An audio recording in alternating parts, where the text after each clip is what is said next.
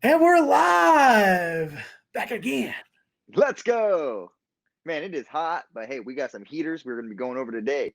I am the Macho Fan Sandy Ravage. And right Uh, next to me, on the other side there, I'm HeelHugz and I do things here. I am also a part of this.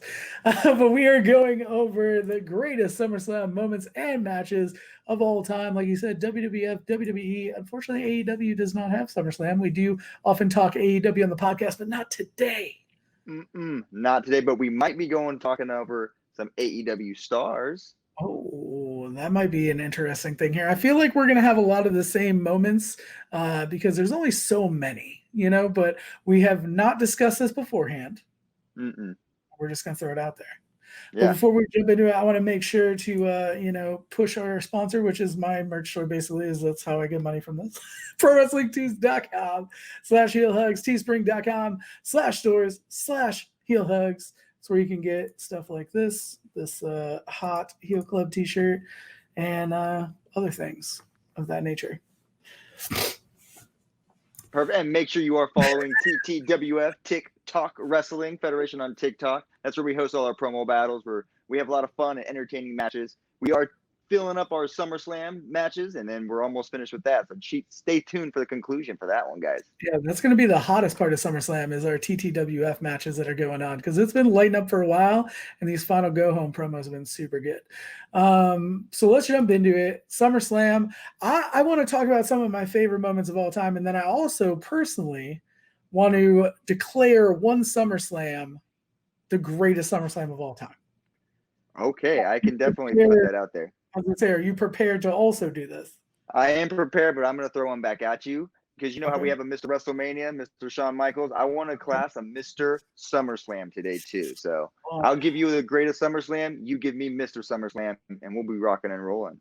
All right, I'm down with that. Well, if you could start us off with one of your favorite SummerSlam matches or moments, what would you have to pick? If you're just throwing one out there, what screams SummerSlam to you? My favorite SummerSlam match of all time. I'm going to throw it out there first off, and that is the first ever TLC match with Edge and Christian versus the Hardys versus the Dudleys. I just watched that match again today, as I do every year at SummerSlam, because it is one of my introductions to real like Hardy Boys and everything. Because I was WrestleMania 17 and on, and like they were so young then. But this is like the moment where it like sold me, and I was doing flips on the trampoline through tables at 5 to 15 through 20 through yesterday. And so it was just one of those matches where Bubba Ray Dudley falls through 4 tables. You see Lita come in and interfere, the build up for it, and then Edge and Christian still able to maintain it with that dastardly win at the end.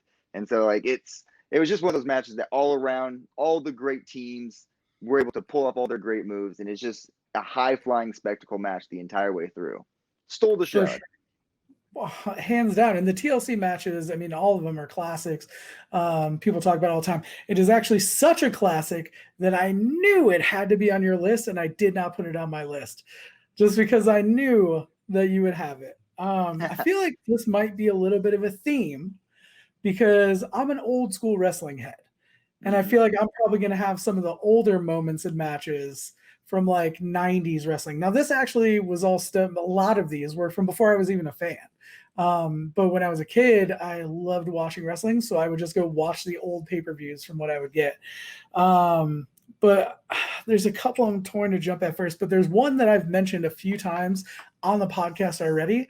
It was from SummerSlam 1996, I'm pretty sure.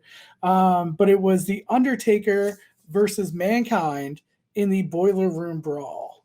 I'm almost positive. I have my years on here somewhere, but it is 96. It is 96. Okay. So we had The Undertaker versus Mankind in the Boiler Room Brawl. I talked about in the cinematic match. What's a cinematic, what's a gimmick match? It is one of the moments just that sticks in my mind of wrestling in general, let alone SummerSlam. Also, you have the cool moment in there where Paul Bear turns on The Undertaker, gives the urn to Mankind after betraying who's been his guy for years, you know what I mean? And as a kid watching that, it's blown me away. And now we're talking 20 years later, more than 20 years later, and I still talk about it all the time. Yeah, it is one of those great matches too, because it was one of those first matches, like we talked about earlier, like those first matches where you're like, oh my God, they're fighting all over this arena. And then it comes back to, and like, it was just a spectacle all in itself that encapsulated everything. And the I'm betrayal. The and the betrayal. betrayal, all yeah, there. the storyline of it, because it Yeah. led to the future storyline too of him bringing Kane in. Mm-hmm. I'm gonna actually go old school too, because I'm gonna go the very next year, Okay. 1997. This is gonna bring the little heartbreak in there. Okay. Stone Cold Steve Austin versus Owen Hart, the pile driver. Yeah. I And do have even though that. Stone Cold was able to finish the match and able to still get it, it was just still that one pile driver broke his neck and changed his career forever. Change his career. I also think like Owen took that very hard. From everything I've ever read Yes. about him, he took that very hard because the Harts, of course, very dedicated to being safe wrestlers in the ring, kind of known for that style of wrestling that they're very, very safe and also make their opponents look great. Austin finished the match. I have air quotes for the people that are listening, but it was a rough one. It was definitely. Yeah. It looked like he was pretty much out of it as he rolled up Owen. Some of Owen's best acting of all time, as he tried to like pedal kick. I don't know if anybody's seen it, but it's pretty funny. But yeah, definitely one of the main moments that I remembered. Not necessarily the match, but that pile driver because they showed it. They showed it. They kept going back to it because it became a big thing. And even years later, when they did WWE 2K16, Stone Cold Steve Austin was the storyline, and that was one of the very first ones you do as Stone Cold is you get your neck broke by Owen Hart. And it's just tragic, but he was able to still have a very successful career in WWE. So it's not like it really hindered him. But man, could you imagine if he was able to have a full, healthy career? If we could say that about a lot of people, though.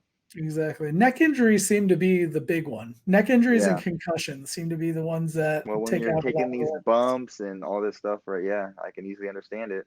Exactly. But it is pretty cool to see how Austin came back from that. Cause I think 97, that's prior to a lot of like, I think that's prior to corporate champion and all Yep. that, like he had a lot of good runs. His run with Angle was after that too. I think I'm going to go back even further. Oh, Let's go man. back in time. I'm going to go SummerSlam 91. I literally have like a Jeopardy board of moments. Like, so if you Okay. see me looking down, if you're watching this, I just have all these moments written down because there's so many great moments. SummerSlam is one of the main four. So it's like, And it's goes been back going on since the 80s, late 80s. 88, I think was the first one. But we're going to go to 1991, where it was the Mountie versus the Big Boss Man, and the loser had to spend 24 hours in a New York City jail cell. And I thought it was Oh. the coolest thing ever. And at the end of it, they are pulling off the Mountie, like taking him to jail. And just as a kid, I probably watched it in like the mid 90s, but I remember watching this on VHS and just being like, oh my God, that's so good. They took him to jail. Like it was such like an epic moment. So it was a mark when I watched it. And it was such a cool moment. I love it. The Mountie's so Okay. Okay. I'm going to take a little branch off from there. Top 3 WWE arrests that we've seen on television. probably all Steve Austin. I would say Steve Austin's one of them. Probably Triple H, and Mhm. then Becky Lynch. Becky Lynch The is Becky Lynch, Charlotte, and was it the Ronda one where they all busted those cop cars up? That was a really good one. That was super cool. I'm trying to think of who else all has been arrested because there's been so many. But just as soon as you say someone getting arrested, my mind It's immediately Stone goes to Cold. Austin. Just because I feel like it's happened more than one time. And it's Oh, just yeah. my immediate reaction is like seeing all of the police trying to get Austin, away in handcuffs. Yeah, those are great times. I mean, I definitely couldn't recreate it unless you had the right character. Because reason it worked so much with Austin is it was so believable. He's drinking on TV. He's flipping people off. He was doing everything at the time. You'd be like, no, this has to be off the screen. And so at this point, someone's not wearing a mask. They're going to bring out the cops. So For sure. 100. I'm trying uh, now. You got me messed up. Now you got me like, who else has been? I'm like, there's got to be like a deep cut, but I feel like the Mountie getting arrested is the deep cut. So yeah, that is the deep cut. You brought it out. That's what brought it it's to like my head there. started with the deep cut. So And what I'm do gonna go what with do you got? another deep cut there. Let me see. I'm trying to remember what year it was. So I'm looking at my Jeopardy board. You might know the year more than I do, but it was Undertaker versus the Underfaker. 1994. It was 1994. was it That's right. Brian Lee? It was Chicago. Yeah, it was in No, I'm Chicago. saying So was that's it Brian Lee was the other I think it was Brian Lee was the other. Chains. He came back as Yeah, Chains. I don't remember his real name, but was it, I yeah, believe it. the Undertaker. I just love that match, is because they teased the way they brought back the Undertaker was like they teased it as the Undertaker, and then you saw him, and you're like, no way, this isn't. It was kind of like when they did with Mordecai. It's just like Yeah. it kind of was like just so off-putting, and then when you finally get the payoff of the Undertaker does return, and it's only a 6-minute match, but he just comes and just squashes him like the Undertaker does. Paul Bear gets, that's another one where Paul Bear was uh where they're still together, and then Ted DiBiase gets put away with the Undertaker, and then we never Yeah. see him again. And so it was just one of those great Undertaker moments where fun little gimmick match. Just one of those things that I just had more lighter side, like something that we probably would, if we got a Roman Reigns versus the Roman Mains right now, it Yeah. probably wouldn't work. But Undertaker, it would have. It did. Well, I just had to look this up because this is actually a feeder to one of my favorite moments of all time. I don't know if you watched the Royal Rumble match where this happened, but it was Yokozuna versus The Undertaker in a casket match. And Mm. they had Yokozuna, they had like the whole, what was this thing called? The $1 million whatever corporation or whatever it was. Was it the court? No, it wasn't the corporation. It was whatever his group was. Yeah. Anyway, it was all the $1 Million Man's people. And they all jump Undertaker, and I think that's when he broke his face. I think that's when they did the face break, but he disappeared, and then Yeah. $1 Million Man found the new Undertaker, like this fake Undertaker. But as a fan of spectacle, seeing someone who you're like, you had this 90%, as a kid watching it, I'm like, is it that's not him? Is it him? That's not him. Like, He like even got tattoos though to match yeah. Taker, because they knew it was going to be something that people would look into. Exactly. But yeah, that was primetime Brian Lee. He was Chains. He was also Bulldozer. But I remember like he was bigger in the indies back then, and I thought he was cool. Like I found his indie work because of being the fake Undertaker. Okay. But yeah, that was a huge moment. I definitely love that. So that was actually next on my list. So because you went So old school on me, that was next on my list for hey, sure. I got some old school there too. Um, Why don't you bring a new school one on me? Because I know there's if a big one. There's a couple big ones in the new school you would love well, if I'm or gonna hate to go. love. Well, I kind of hate to love this a little bit. If we're going to go there, I don't remember what year it was. I didn't write the year on this one, but it was Finn versus Seth. So like 2017, 2018. Yeah, 227. Yeah, the championship match where they The Finn first ever threw out his Universal arm. Championship match. Yeah. And Finn won. It was such a great moment, such an amazing match with two of the greatest wrestlers out there right now. Unfortunately, ended with Finn, having to forfeit the title as soon as he got it. And having an injury, but luckily he came back from that injury. Not everybody comes back from their injuries. So it was like a bittersweet thing. The match itself, phenomenal. But of course, the aftermath One of not the as best much. entrances from Finn Balor, like that Mm-hmm. Demon King entrance for SummerSlam. They made video games based off of it. Like Yeah. it's basically Dark Souls 4 at this point. Like it was just amazing, Yeah. cinematically great. And then the whole match as a whole, I agree. Like they literally left it all on the line, and For sure. Finn Balor paid an arm, and not a leg though, but just an arm. They But set the hey, bar for what the Universal title would be, though. that's what I was gonna say. They literally set the bar to where it be, and we've seen greatness come from the Universal Championship for the most part, from what we've seen. So it was a great start for where it was. It's basically just like the start for the undisputed title, in which we saw The Rock versus Brock at SummerSlam 2002. Mm-hmm. That That was was an one of those amazing matches. moment.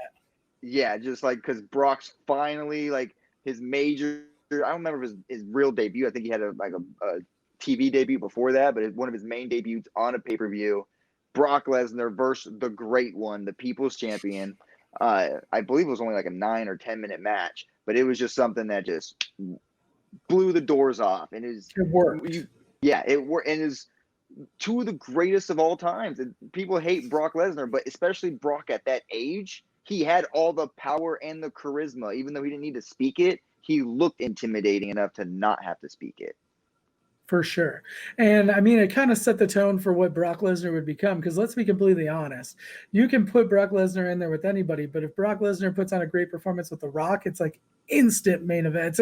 No matter how large of like larger than life or like you think your main event status is, if you can go toe to toe with The Rock and actually pull it off and make it work, like you're an instant legend. Yeah, and then for The Rock to even eat the F5 and then take the pin, and then just to start the reign of the youngest Universal, or what was he, the undisputed champion at the time. And so, but yeah, that's another moment, that one of the first pay-per-views our parents actually bought for us. I remember that moment too. It was 2002, because before we would it was, you know, like I was a kid, and so like usually spending $60-$70 on a pay-per-view, a one-off, that we didn't really have a VHS recorder, so we couldn't record it. And so it was finally at the time where I was like, no, please. And it was my birthday present, was to get SummerSlam 2002. Wow, you just unlocked a memory for me that's not on my list. Hold on, let me look this up real quick. Hold on, let me make sure that that's what this was. But you just kind of unlocked a moment for me. I think this is what it was. Give me 2 seconds. It is what it was. No, it wasn't. Maybe not. I have to think about it. I'll look into this more in a minute. But so I'll jump into my next one. I have to research what this moment was. I'm not sure which year this was. But to go back to 97, okay. I want to talk to you about Triple H versus Mankind. And it was absolutely the most insane match. It was a cage match where Mankind comes off the top of the cage. Super good. Actually, This was 98 was Highway to Hell. This is the year that I was thinking about. Was SummerSlam 98 was one of the first ones my parents ever got for me. Really? Yeah, SummerSlam 98, because I remember the Highway to Hell theme for SummerSlam, and that's what it was. It was 98. I saw it on the poster finally. So. Okay, perfect. So 98. Yeah. Or are you talking about? You still want to talk about the Undertaker versus Mankind versus Triple H? Yeah, but I'm saying that memory that I said you would unlock for me was my parents, my dad buying me SummerSlam 1998. And just finally I saw the poster and saw Highway to Hell. I was like, yeah, that was it. But yeah, Mankind versus Triple H cage match, 1997. Two guys that at that point in time you would not have known. I love looking at Rocky Maivia Triple H matches too. You would not have known that they would become the legends that they are.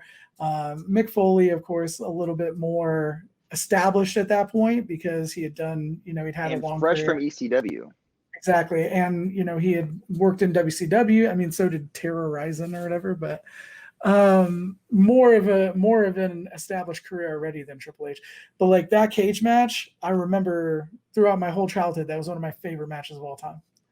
And that was, I don't remember if it was one of China. I just remember China being such a dominating factor in that match. And she just kind of put her on the map as being that I'm not just a valet. I'm not just a pretty girl. I literally can make damage happen. Yeah. Let's see. I believe that is the one where China went ham. I'm like trying to look through stuff as we're going through this. Because China became a factor in because Triple H, I believe, fought with Mankind, or at least Mick Foley, like throughout the 90s a bunch of times. Because I remember in, I believe it was 90. Into early 2000s. Yeah, and even next, like 98, she low blows, I believe, Mick Foley, and then DX during the DX run, during the Rock and Sock match. There's a few times where China was just a factor, and when she gets slept on, Absolutely. China just needs to be rated higher among all the women wrestling. Question then, what is your favorite China moment? Man, favorite China moment? It has to be when she won the Intercontinental Championship versus Jeff Jarrett. And the main thing, her entrance too. That's the one when she just comes out with the pyro. I believe that was the WrestleMania match during the women when she won the women's championship. When she comes out with the gun and just starts shooting it. There's that gif that goes around. That's one of my favorite gifs to use too. But when she won the Intercontinental Championship, it just kind of I feel like she's the Charlotte Flair before Charlotte Flair. It's just like someone who looks like she can hang with the guys can actually hang with the guys, and that was a moment where she could actually prove it. I believe in her time, she bridged the gap between someone like Luna Vachon and the current women's division. She was like that mixture. But my favorite China moment, hands down, it was, I believe, from a WrestleMania, Triple H versus Goldust, where she ragdolls Marlena. Like, I can't even explain, but Terry Runnels, she grabs her and just shakes the living hell out of her. And I think they even referred to it as ragdolling her, and she just destroyed her. It was one of her earlier appearances. And she just like crushed Marlena. I thought that was the coolest stuff ever. Like, oh my God, this is the greatest woman ever. Yeah, and you can't forget like the women or the DX moments where she just stands there and they're making the women jokes, and then they're just China's just right there. It's just she's trying not to laugh, and they're trying to get her to laugh so hard. Like those moments are iconic too. For sure. Yeah. But I'm gonna go to a moment that's another heartbreak moment for you. I'm sure it Okay. is. We're gonna go to SummerSlam 2011. Okay. CM Punk power bomb by Kevin Nash after winning. I believe he beat John Cena, and then there was a little cash in that happened. Yeah. Alberto Del Rio's reign begins. I was a big Del Rio fan too, though, so that was very hard for me. But it was definitely something that tore me. I wish it wasn't Nash. I'm a huge fan of Nash. I wish it wasn't Nash. Yeah, he kind of came up out of nowhere. There's no real storyline even when that happened. He just kind of just popped out of the crowd and boom. I was gonna ask you. I don't know because I wasn't a super fan during that year. I was in the middle of college and going through all that stuff, so I was kind of watching leisurely. Was there any behind the scenes that CM Punk like caused any heat with Diesel or anything like? Because that was So literally out of the blue. if Kevin Nash was going to be mad at anybody, it should have been the dude that did his dye job before he came back. Because that, I don't know if you saw like what his hair looked like, but Yeah. when he was in TNA and he had the gray, like the salt and pepper, I was like, that he looked cool. But like when he put that like greased black all in him again, I was like, dude, you're not 30. Calm down. Yeah. But I know they did some cheesy storyline where Triple H just called him in just because, and it all felt like really half-assed. I don't know if there was anything behind the scenes necessarily, but Just I trying to get a remember pop thinking it off. was exactly, and I just thought it was such a dumb storyline. I loved Del Rio though, but I didn't like that. Yeah, and so that was just one of the moments I remember watching that SummerSlam and then just being like, because I was kind of frustrated too, because I was like, CM Punk's supposed to be the guy, like, da, da, da. Like, and I was never like a massive CM Punk fan. Like, I kind of been open about that, just because it was at that time where he came in at the time where we just got through seeing like the likes of Brock Lesnar, Randy Orton, John Cena, and now I'm supposed to believe it's CM Punk. And then every time they gave him the Daniel Bryan treatment, and every time he would get his up-ins, they just take it right away and just take it right away. And so I kind of was just fed up with it after that. But it I was one get of that. those moments where it's just like you're gonna give the guy and then just rip it apart. Like you can't let the faces win all the time. And so it's just, Exactly. but one of those iconic moments that we can never forget in SummerSlam history. One of the For biggest sure. cash-ins in Yeah, Money in the Bank history. I'll agree with that. Um, Speaking of title wins, though, I'm going to take you back again to SummerSlam 1991. Brett versus Mr. Perfect for the Intercontinental title. I don't know if it was Brett's first IC title win. It may have been his first IC title win, but that match, Bret Hart versus Mr. Perfect, you don't even have to talk about it. As soon as you say those two names, people just know it was a great match. Phenomenal match. As a kid, I loved technical wrestling. I got more into like the talking part of it later when I was like, not a mark anymore. I got more into that side of it, but as a kid, Bret Hart was my jam. I love Mr. Perfect, Benoit, Guerrero, like all the dudes that were the hardworking workhorse characters. And that match was probably one of the greatest matches of all time, technically. Yes, I would 100% agree. I have that match on my list too, as well as the following year where he faced British Bulldog in London. Just because Yeah. we can jump into it right now. Then we are getting halfway through the show. I want to go over our Mr. SummerSlam because halfway point, my Mr. SummerSlam right now is probably going to be Bret the Hitman Hart. He was one of the people that just took what SummerSlam was in the early stages and made it a nationally known event. So if we're going to give it to anybody, we have to give it to the person who was able to I believe he was. Well, he lost his very first one just because of the tag team, but he's 4-1 at SummerSlam, so he's got a pretty good record there. I'm going to have to go that Mr. SummerSlam is the same as who I think the real Mr. WrestleMania is, which is The Undertaker. We've already talked quite a few moments. 94, Undertaker versus Undertaker. 96, Boiler Room Brawl. 97, Bret Hart. 98, Stone Cold. Like, he's had, I think, 2008 versus Edge. He's had so many phenomenal matches over the years.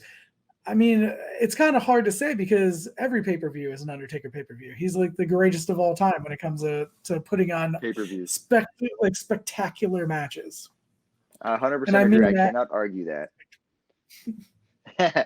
And then another honorable mention I have to say, just because he's undefeated at all his SummerSlams, and we didn't even really talk about his matches very much. Ultimate Warrior, who was debuted at a SummerSlam and won his first Intercontinental Championship in 30 seconds. And so it was but I mean, hey, he's just undefeated, just a fire and pan was Ultimate Warrior. I love Ultimate Warrior, and I also disliked Ultimate Warrior, but I was glad he had his moment, at the end before he passed, coming back and having his kind of resurgence and all that. But Ultimate Warrior, I don't know. I love his music. I love his entrance. I never really liked watching him wrestle. Did he wrestle? I thought he just really ran around, clothesline, body splash. Pretty much, yeah. That's exactly. Hey, it's what we see from a Brock Lesnar match nowadays, so. For sure. I would probably have to say, though, Bret Hart would be my runner-up as Mr. SummerSlam. Though. SummerSlam. That's what. All right, perfect. So let's go over some. Go ahead. Well, I was gonna say, do you want to get into what we think is the greatest SummerSlam of all time? I don't have a greatest of all time, but I do probably have a top 3. So I was gonna just go back and forth with you on those. All right, you go first on this one.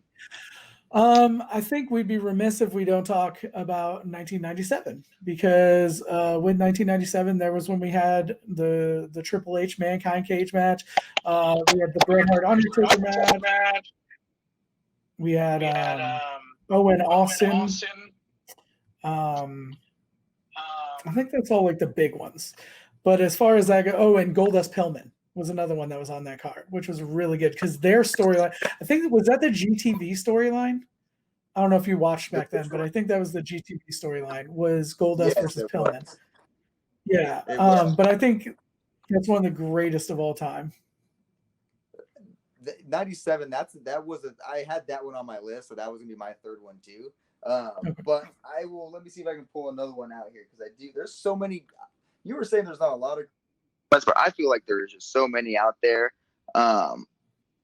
Let's go over. We haven't talked about it yet. WrestleMania 2005.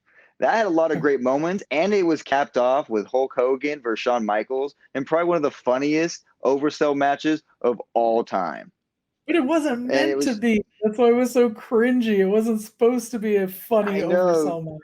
But it just builds up to the fact that how much Shawn Michaels is just such a diva when it comes down to the grain of things. It's just real, and then how much Hulk Hogan is just even more of a diva that is just okay, I'm gonna stiff him out. You can't just throw that at Shawn, dude. Hogan not putting over Shawn is ridiculous. Put the two of the biggest divas in the biggest match, and then they go for 21 minutes just flopping. One of them's flopping over the ring, the other one just standing there just enjoying thinking he's king of the world. But it wasn't even just that match, because we had Batista was one of the top of his games back then, where he beat JBL, John Cena and Jericho. You had Randy Orton and Undertaker again, and another. That wasn't the other match. And then one of my favorite storylines was when Edge stole Kurt Angle's medals, and then it was capped off with Kurt Angle beating Edge at this pay-per-view here, SummerSlam 2005. And so that was just one of my favorite SummerSlams of all time. But I would put 97 above it, but since you already brought that one up, we're going to throw 2005 in there. I like that one. I didn't have a top 3, but I do want to go back to what I've already been talking about. I guess the next one, I could do a top 3. But for my next one, I'd probably go back to what I've been mentioning quite a bit, which is SummerSlam 1991. Okay. So with SummerSlam 91, we had that moment with the Big Boss Man versus the Mountie. In there, we had the Legion of Doom defeating the Nasty Boys. I don't believe that was the motorcycle entrance, though. I believe that was 92 was the motorcycle entrance. I think that was going to Wembley. Yeah, I think that was the Wembley one too. Motorcycle was the Wembley entrance. Yeah, so then we had Hogan and Ultimate Warrior versus Colonel Mustafa, General Adnan, and Sergeant Slaughter. This is when they had started that gimmick of like Sergeant Slaughter was like the turncoat. We also had Virgil defeating Ted DiBiase for the $1 Million title, which back then was like the hugest upset victory of all time. It was like the ultimate like underdog baby face win over this dude that had treated him like garbage this whole time. That was, like I said, the Brett versus Mr. Perfect match. Also, that was the on-screen wedding of Macho and Liz. Macho Man. Yes, it was that was I love that moment too. I had that moment I was going to play on TikTok because I had that moment saved in my drafts. One of the best moments in all pay-per-view history. Just so loving, and they have a song together. It was just so beautiful. That's a good one. Great. That's a good one. That's a very underrated. I didn't even think about that card. I'm telling you, it's so good. You don't hear a lot about it, but when I name all those matches, you're like, oh, that's kind of a banger. Yeah, that actually was a good banger there. I'm gonna go with my next one. I'm pulling it up here. I'm trying to find out what year it was. You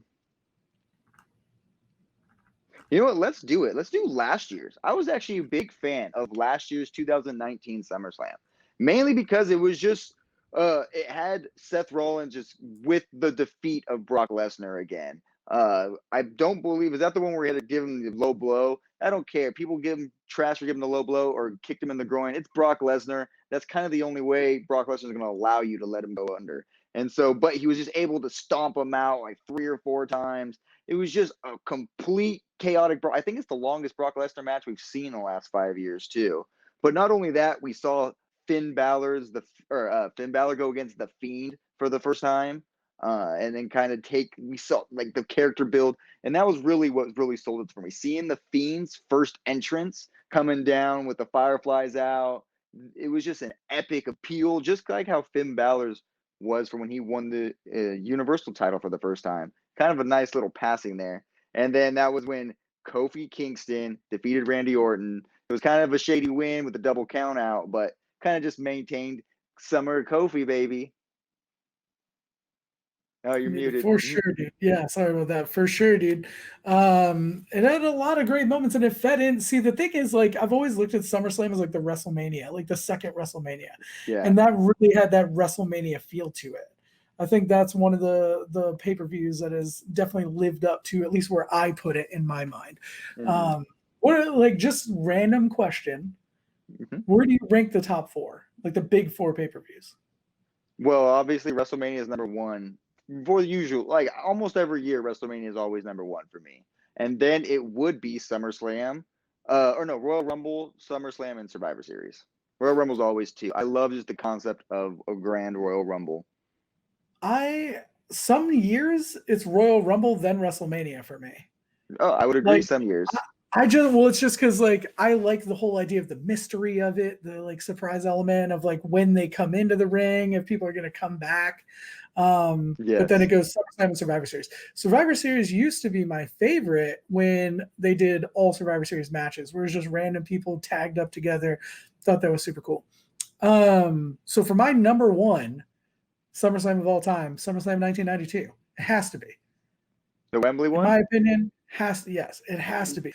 You had the most iconic SummerSlam match, I would say, of all time. I don't think anyone could say there's a more iconic SummerSlam match than Davey Brett, because it still gets talked about today.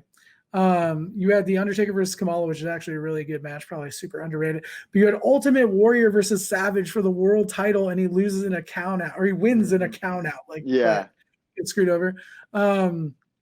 You had a really good match between Rick Martel and HBK, which was super good. And then what we had talked about previously, which was the Legion of Doom, and they had gone on to face Money Inc., which I'm a huge Money Inc. fan as well. Mm-hmm. They had that epic motorcycle entrance coming down the like long entryway into Wembley, and it was like the coolest moment. Yeah, I would have to agree. That when you break down the card like that, there is a lot of great matches there, especially a young HBK. You see him. I believe that's the year he wins the Royal Rumble. He won that Royal Rumble that year, didn't he? Or is it the? Not that early. No, he wouldn't have won Maybe it the was Royal 90. Rumble until like 97 or something.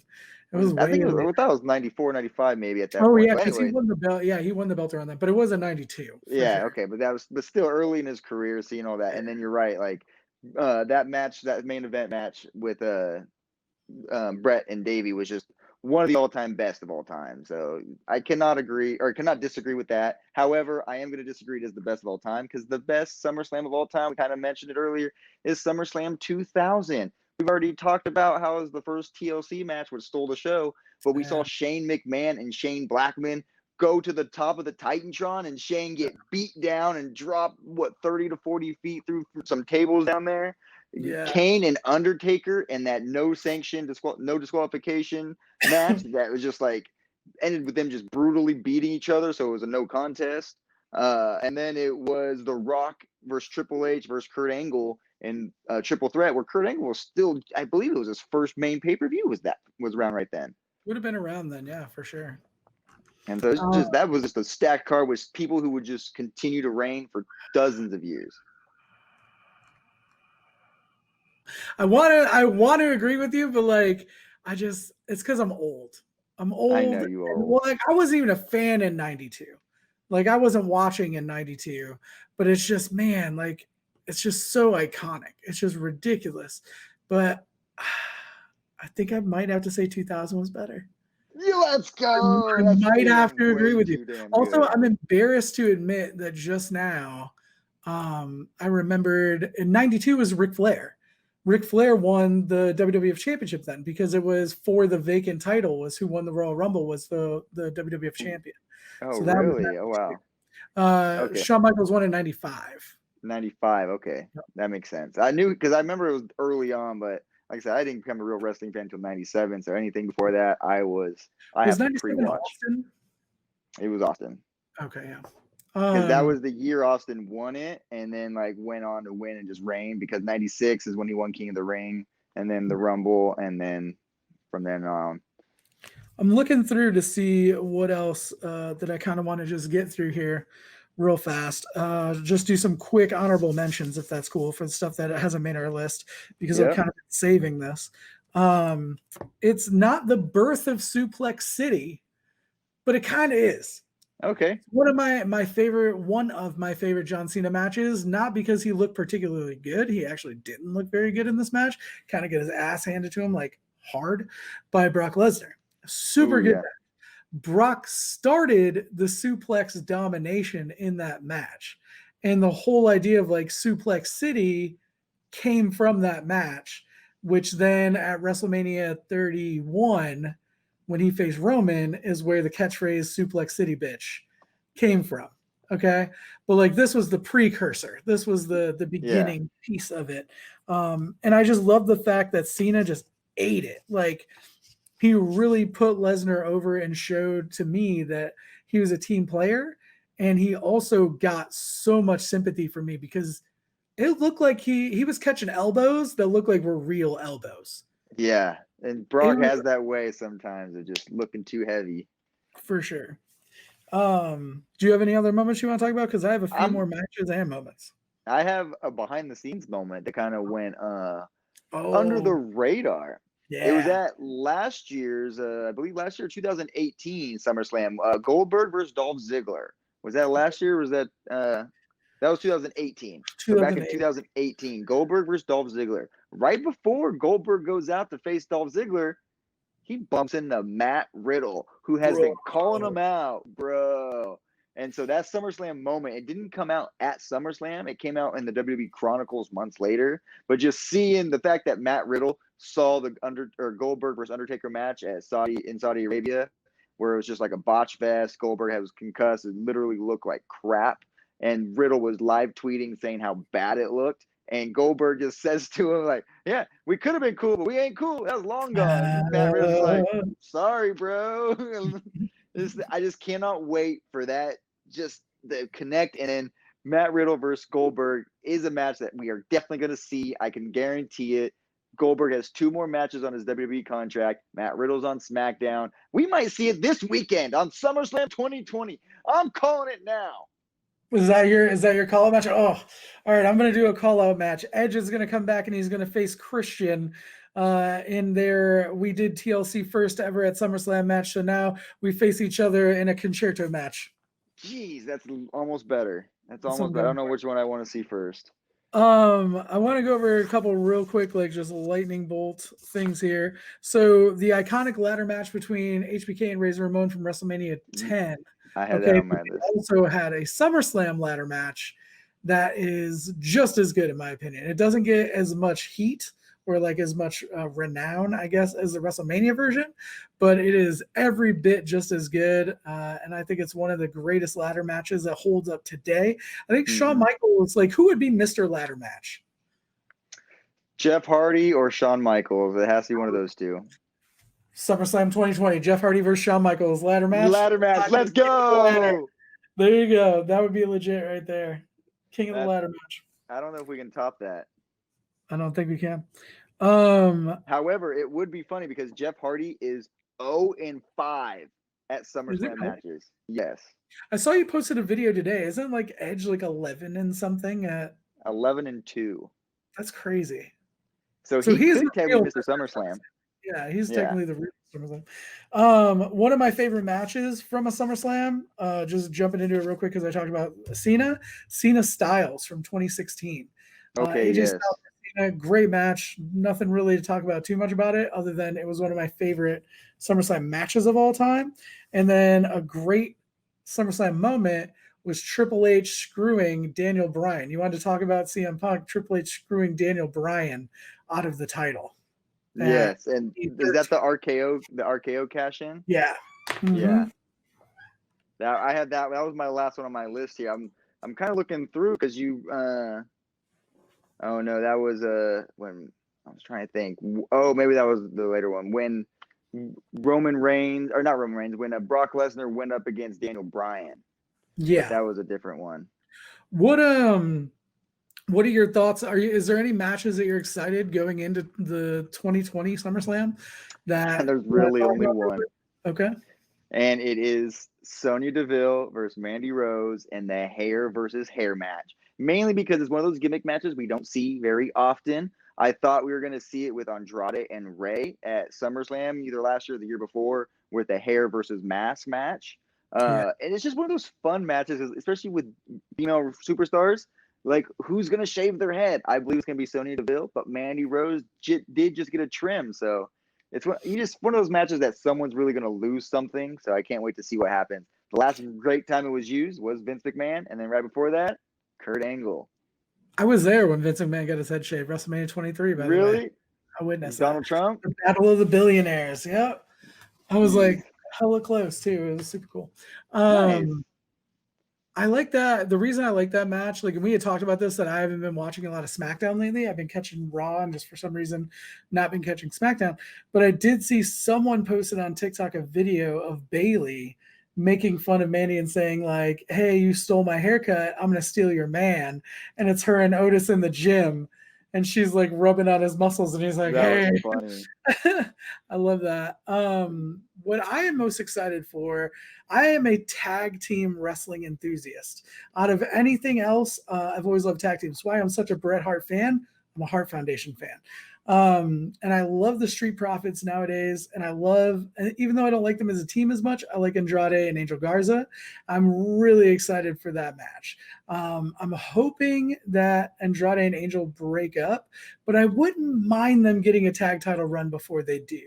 The only thing I would say is those Street Profits have been so dominant and they've held the titles for so long that it would be, if they're going to break up Andrade and Angel, I would hope they wouldn't take the titles and break up.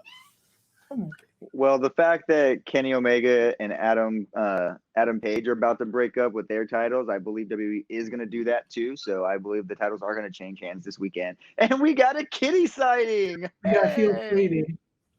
Yeah, well, unfortunately, if you listen to the podcast and you don't watch the podcast, you're missing out on all this classic floof. But Sadie is a SummerSlam fan. She was born in the summer last year, so of course she loves SummerSlam.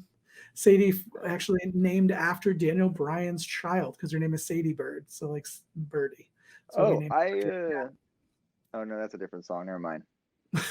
I'm Feel saying, like it's whatever. let's break some news here, but that's a different story that we don't need to break on this one. Fair enough. Trivia question. One of my cats is named after a wrestler that has been named in this podcast as one of the best matches to occur at a SummerSlam. Comment down below if you think you know the name of my cat. I don't even know this. I think I actually do know this. It's such a random question to ask, but it's deep HeelHugz trivia. If you get it, we might send you some merch. So guess away. Yeah. Or at least like heart your comment or something. But I feel like this would be a good enough place to call it for the greatest SummerSlam matches and moments. Is there anything you'd like to add before we finish off here? I do believe this just might be the greatest SummerSlam recap moment show of all time. I'm going to say that right now. I'm pretty sure we got it in the bag there. I do too. I don't think anyone else is competing with us. What other podcast has the star power of the Macho Fan himself, the CEO of TikTok Wrestling, the greatest TikTok United States champion of all time? Sadie knows. And I couldn't do it alone. I have to go with the most dominant force on all of TikTok, the leader, the king of the Titans, the Heel Club's leader, HeelHugz. Bam! Right there. And make sure you pick up that merch. Oh, there we go. That's where you can get stuff. Also, make sure if you are going to hit us up on social media, use hashtag KOTK for Keepers of the Kayfabe and tag MachoFanSandyRavage or MFSandyRavage on some things. I don't know which one's Twitter, just because sometimes it's too long. Oh, hey, that's never a problem. Also, make sure to tag at HeelHugz. Make sure you subscribe to HeelHugz and MachoFanSandyRavage on YouTube because that's a cool thing to do. And if you enjoy it, make sure to subscribe to this podcast or whatever you're listening it on. Click the things that mean you like it. We'll have another episode soon. I have been HeelHugz. I am the MachoFanSandyRavage. Whether it's real or fake, we are the keepers of the kayfabe, and we will keep the kayfabe alive. Love See you guys next week.